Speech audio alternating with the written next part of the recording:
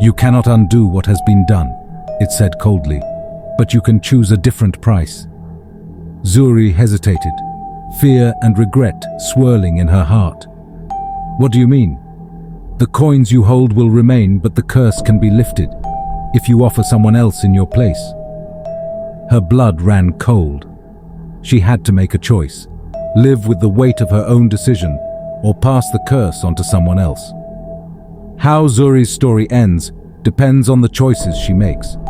Will she sacrifice her soul for wealth, or choose to break the cycle, no matter the cost? Zuri knelt before the ancient tree, the shadows of the forest pressing in around her. The figure loomed in silence, waiting for her answer. She could feel the weight of its words. She could free herself from the curse, but only if she condemned someone else to take her place. Her hands trembled as she clutched her chest. The golden coins had brought her everything she thought she wanted: comfort, luxury, respect. But at what cost? She felt hollow, as if her very soul had been chipped away piece by piece. "I can't do it," she whispered.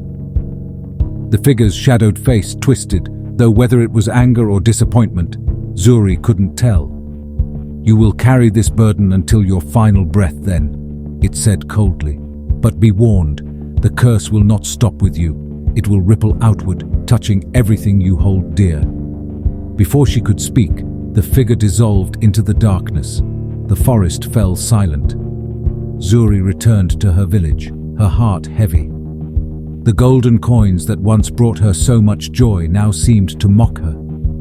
She tried to use her wealth to do good. She donated to the struggling traders, built homes for the poor, and fed hungry children.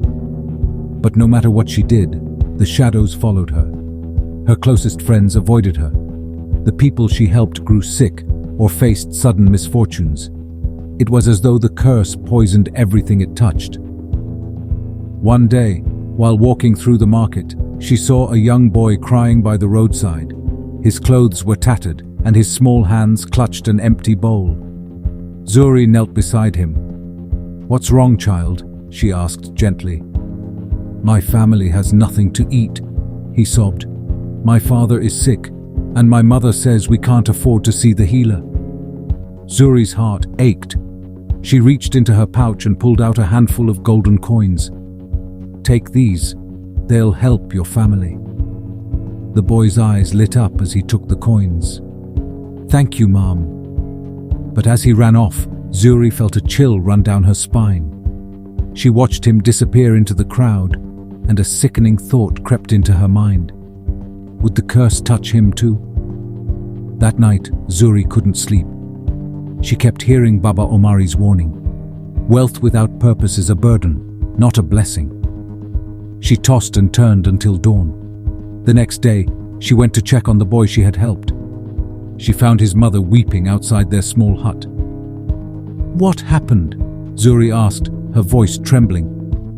The woman looked up, her face stained with tears. "My son is gone. He ran into the forest last night and never came back." Zuri's blood turned to ice. She knew exactly where he had gone. Without hesitation, Zuri ran to the forest. The sun was setting, casting long shadows over the trees. She shouted the boy's name, her voice echoing through the still air. Finally, she reached the ancient tree. The boy was there, standing motionless before the twisted roots. The figure loomed behind him, its dark form pulsing with an eerie light. "Release him!" Zuri screamed, stepping forward. The figure turned its attention to her. "This child has accepted your gold," it said. "He belongs to us now." "No!" Zuri cried. "He's innocent. He didn't know." The figure laughed, a cold, hollow sound. "The curse is not bound by innocence. The moment he touched the coins, he became part of the bargain." Zuri's mind raced. She couldn't let the boy pay for her mistake. She fell to her knees and pleaded, "Take me instead. Let him go. I'll do anything." The figure tilted its head, considering her words. "You would trade your soul for his?" "Yes," Zuri said without hesitation. "It's my fault he's here. I'll pay the price." The figure's shadow seemed to grow darker, its voice colder. Very well, but know this. Once the bargain is made, there is no undoing it. I accept, Zuri said firmly. The figure extended its hand, and Zuri felt a searing pain in her chest. It was as if her very essence was being pulled from her body. The boy collapsed to the ground, unconscious but unharmed. When the pain subsided, Zuri stood shakily. The golden coins she had once cherished spilled from her pouch, turning to ash as they hit the ground. She felt lighter, but emptier. You have chosen wisely, the figure said. The curse is lifted, but you will never know wealth again. From this day forward, your life will be simple and unremarkable. Zuri nodded, tears streaming down her face. That's all I want, a simple life. The figure vanished, and the forest grew still once more. Zuri carried the boy back to the village and returned him to his mother. She explained nothing, only saying, "He will be fine now."